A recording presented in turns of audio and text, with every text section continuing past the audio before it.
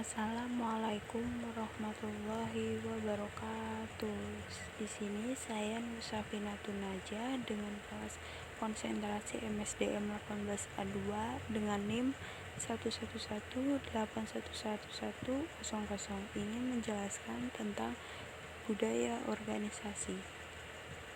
Budaya organisasi adalah suatu kebiasaan atau persepsi bersama yang dianut oleh anggota organisasi sebagai suatu sistem nilai organisasi oleh anggota organisasi yang kemudian mempengaruhi cara kerja dan berperilaku dan pada anggota organisasi, sehingga sistem nilai atau sistem makna tersebut mampu membedakan organisasi yang satu dengan organisasi yang lainnya. Selanjutnya, ciri-ciri dari budaya organisasi. Yang pertama ada inovasi dan pengambilan resiko. Yang kedua, orientasi hasil. Yang ketiga, orientasi orang. Yang keempat, perhatian terhadap detail. Yang kelima, kemantapan. Selanjutnya, karakteristik budaya organisasi. Yang pertama ada inisiatif individual. Yang selanjutnya toleransi terhadap tindakan beresiko. Selanjutnya arah. Selanjutnya integrasi.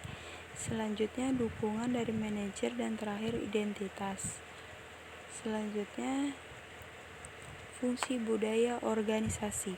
Budaya menciptakan pembedaan yang jelas antara satu organisasi dan yang lainnya.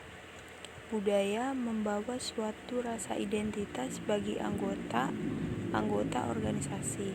Yang ketiga, budaya mempermudah timbulnya komitmen pada suatu yang lebih luas daripada kepentingan diri individu seseorang. Yang keempat, ada budaya merupakan perekat sosial yang membantu mempersatukan organisasi itu dengan memberikan standar yang tepat untuk dilakukan oleh karyawan. Selanjutnya, sumber budaya organisasi. Sumber budaya organisasi yang pertama ada pengaruh umum dari luar yang luas, mencakup faktor-faktor yang tidak dapat dikendalikan atau hanya sedikit dapat dikendalikan oleh suatu organisasi. Yang kedua ada pengaruh dari nilai-nilai yang ada di masyarakat, keyakinan-keyakinan dan nilai-nilai yang dominan dari masyarakat luas, misalnya kesopan santunan dan kebersihan. Yang ketiga, faktor spesifik dari organisasi. Organisasi selalu berinteraksi dengan lingkungannya dalam mengatasi baik masalah eksternal maupun internal. Organisasi akan mendapatkan penyelesaian yang akan berhasil. Selanjutnya ada nilai-nilai yang dianggap sebagai faktor pembentuk budaya organisasi. Yang pertama itu ada setting, seperti pakaian seragam di kantor, di lapangan, dan seragam lainnya yang ditetapkan oleh suatu perusahaan. Yang kedua ada saying, misalnya ungkapan 3S, yaitu sapa, salam, dan senyum.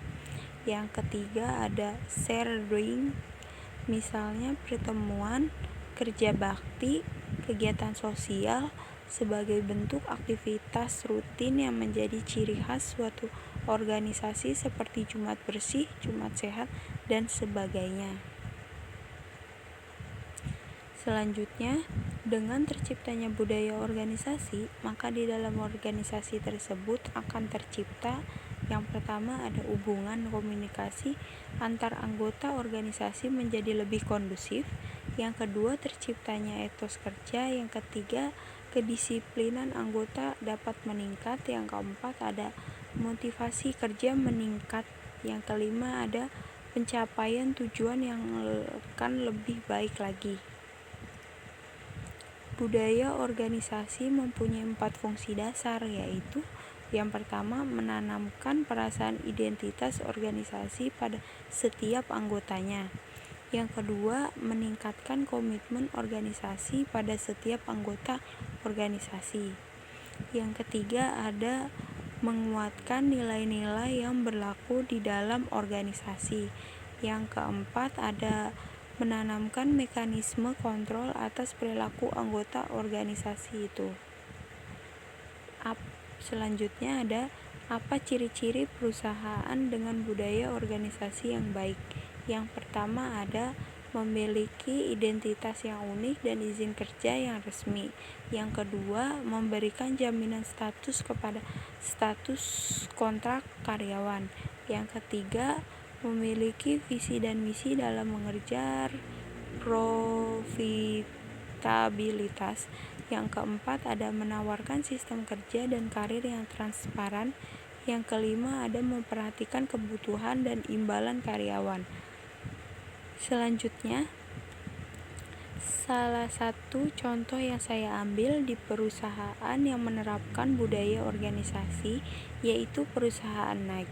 Nike mempunyai budaya organisasi yang cukup lumayan orang tahu karena Nike merupakan salah satu perusahaan sepatu yang terkenal saat ini, yaitu Nike mempunyai budaya organisasi pertama, kreatif, inovatif, menginspirasi ide kualitas barang nomor 1.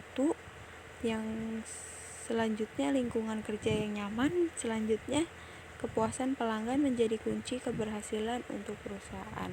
Sekian dari saya, maaf bila banyak kekurangan karena saya lagi kena COVID, Bu.